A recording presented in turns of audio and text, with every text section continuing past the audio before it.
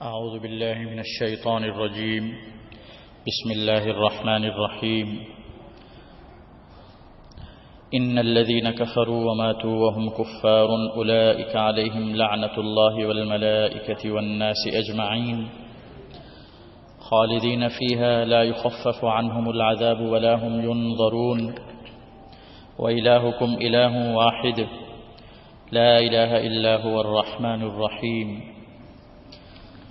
اللہ تعالیٰ نے ارشاد فرمایا ان الذین کفروا، بے شک وہ لوگ جنہوں نے کفر اختیار کیا، وماتوا، اور وہ مرے، وہم کفار، اس حال میں کہ وہ کافر تھے، اولئک علیہم، یہ وہ لوگ ہیں جن پر لعنت اللہ، اللہ کی لعنت ہے، والملائکۃ، اور فرشتوں کی لعنت ہے، والناس اجمعین، اور تمام لوگوں کی لعنت ہے، خالدین فیہا، یہ لوگ اسی لعنت میں ہمیشہ رہیں گے، لا یخفف عنہم، ان سے ہلکا نہیں کیا جائے گا، العذاب، عذاب، ولا هم ینظرون، اور نہ ہی ان کو مہلت دی جائے گی، وإلہکم، اور تمہارا معبود، الہ واحد، ایک ہی معبود ہے، لا الہ الا ہو، اس کے سوا کوئی معبود نہیں ہے، الرحمن، وہ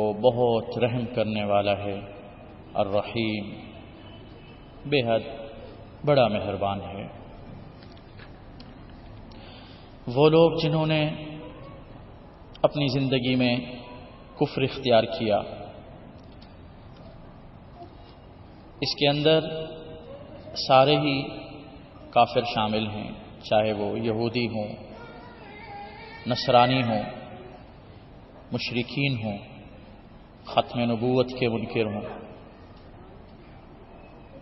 آگ کے پجاری ہوں، سورج کے پجاری ہوں، ستاروں کے پجاری ہوں، یا دہریہ لوگ جو کسی بھی مذہب کے قائل نہیں ہوتے، کسی بھی الوہیت کے یا اللہ ہونے کے قائل نہیں ہوتے، جن کا کوئی دین و ایمان نہیں ہوتا، سبھی لوگ، سبھی کافر اس میں شامل ہیں۔ جو لوگ انہوں نے کفر کیا اور کفر پر ایسے قائم رہے کہ ان کو موت بھی کفر پر آئی۔ بعض دفعہ ایسا ہوتا ہے کہ بندہ زندگی کفر پر گزار رہا ہوتا ہے، لیکن اللہ اس کو ہدایت دے دیتا ہے، توبہ کر لیتا ہے کفر سے، وہ شامل نہیں۔ وہ لوگ جنہوں نے زندگی بھر کفر کیا اور موت بھی ان کو کفر پر آئی، کافر ہونے کی حالت میں موت آئی، فرمایا یہ لوگ وہ لوگ ہیں جن پر اللہ کی لعنت برستی ہے، فرشتوں کی، تمام انسانوں کی۔ لعنت کا مطلب ہوتا ہے اللہ کی رحمت سے دور ہونا۔ چنانچہ ہر طرح کی اللہ کی رحمت سے یہ لوگ دور ہو جاتے ہیں، نہ ان کو جنت ملے گی، نہ اللہ تعالیٰ کی طرف سے معافی ملے گی، نہ ان کو پاک کیا جائے گا، ہمیشہ ہمیشہ کے لیے یہ جہنم میں، لعنت میں، اللہ تعالیٰ کی رحمت سے دور رہیں گے۔ صرف یہی نہیں کہ اللہ کی رحمت سے دور ہیں، یہ لوگ فرشتوں کی بھی لعنت کے مستحق ہیں، اور انسان، سب کے سب انسان بھی ان پر لعنت بھیجتے ہیں، کسی بھی طرح سے یہ رحمت کے، خیر خواہی کے مستحق نہیں۔ قیامت کے دن نہ تو ان سے عذاب ہلکا کیا جائے گا، نہ ان کو مہلت ملے گی۔ مہلت تو اس کو ملتی ہے جسے اپیل کرنے کا موقع دیا جائے، کافروں کے لیے تو دائمی عذاب ہوگا، پھر مہلت کس بات کی؟ کسی قسم کی عذر خواہی نہیں ہوگی، کسی قسم کی معافی نہیں ملے گی، نہ معافی کا موقع ملے گا۔ اللہ نے فرمایا اس لیے تم اس چیز کو یاد رکھو کہ تمہارا معبود ایک ہی معبود ہے، اس کے سوا کوئی معبود نہیں ہے، اسی کو مانو، اسی کی عبادت کرو۔ چنانچہ اس آیت سے، ان آیتوں سے یہ پتہ چلا کہ ایمان کتنا قیمتی چیز ہے، اس ایمان کو موت تک بچا بچا کے لے جانا بہت ضروری ہے۔ اس حالت میں اللہ سے ملاقات کرنی ہے کہ کوئی شرک اور کفر ہمارے ساتھ نہ لگا، اپنے ایمان کو بچا بچا کے لے جانا ہے قبر تک۔ ایمان کی حالت میں موت آ جائے تو انشاءاللہ پھر خیر ہے۔ اس لیے انسان کبھی بھی یہ نہ سوچے کہ جی میں مومن ہوں، کسی قسم کے غرور، تکبر، بڑائی میں مبتلا نہ ہو۔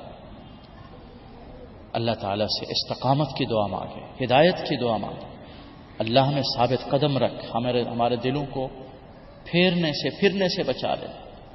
اے اللہ آپ دلوں کو پھیرنے والے ہیں، ہمارے دلوں کو ثابت قدمی دے اپنے دین پر، اپنی اطاعت پر۔ نبی اکرم صلی اللہ علیہ وسلم یہ دعا بہت مانگتے تھے، اللہم یا مقلب القلوب ثبت قلبی علی دینک و طاعتک۔ اے دلوں کو پھیرنے والے اللہ، میرے دل کو اپنے دین، اپنی فرما برداری پر جمائے رکھ۔ پورے دین اسلام کا خلاصہ یہی ہے، انسان عاجز بن کے رہے، تواضع اختیار کرے، کسی قسم کی بڑائی، غرور نہیں ہونا چاہیے۔ آپ دیکھیں نا، نماز پڑھ کے واپس جاتے ہیں مسجد سے، کیا دعا مانگتے ہیں؟ اللہ میں آپ سے آپ کا فضل مانگتا ہوں، میں نے نماز پڑھی ہے، میرا کوئی کمال نہیں، اللہ آپ کی توفیق اور رحمت سے مجھے یہ توفیق ملی، میں نے نماز پڑھی ہے، آئندہ بھی مجھ پر اپنا فضل فرمائیں اور مجھے ہدایت دیں آپ۔ اس لیے کہ یہ ایمان اللہ کی توفیق سے ہے، اللہ ہی اس کو محفوظ رکھ سکتے ہیں، ورنہ حدیثوں میں آتا ہے کہ قرب قیامت میں ایسے عجیب و غریب فتنے آئیں گے، صبح کو آدمی مسلمان، شام کو کافر، شام کو مسلمان، صبح کو کافر، ایمان و اعمال کو بچانا مشکل ہو جائے گا۔ یہ بڑا فتنوں کا دور ہے، آپ دیکھیں ہر طرف گڑھے گڑھے ہیں، آگ کے گڑھے، کہیں بے حیائی کا گڑھا، کہیں سود کا گڑھا، کہیں رشوت کا گڑھا، کہیں آگ ہمیں بلا رہی ہے، ماں باپ کی نافرمانی کی شکل میں معاشرہ بگڑ رہا ہے، بے حیائی کا کلچر کتنا عام ہو رہا ہے، ناچ گانا، شراب پینا، سود، رشوت، ایک دوسرے کے حق دبانا، زمینیں غصب کرنا، پراپرٹیوں کو غصب کرنا، یہ چیزیں کتنی عام ہیں۔ یہ سب جہنم کے دروازے ہیں، گڑھے ہیں۔ اپنے آپ کو ان فتنوں سے بچا کے قبر تک ایمان کو محفوظ کر کے لے جانا ہے، یہ بہت اہم ہے، بہت ضروری ہے، بہت ضروری ہے۔ حضرات صحابہ کرام کا یہ حال تھا، حدیثوں میں آتا ہے کہ صحابہ کرام جب آپس میں ملتے تو اپنے ایمان کی تجدید کرتے تھے، نیا کرتے تھے ایمان کو۔ ہم بھی بار بار اللہ کے حضور بیٹھ کے اس چیز کا اعتراف کریں، آمنت باللہ، اے اللہ میں آپ پر ایمان لایا،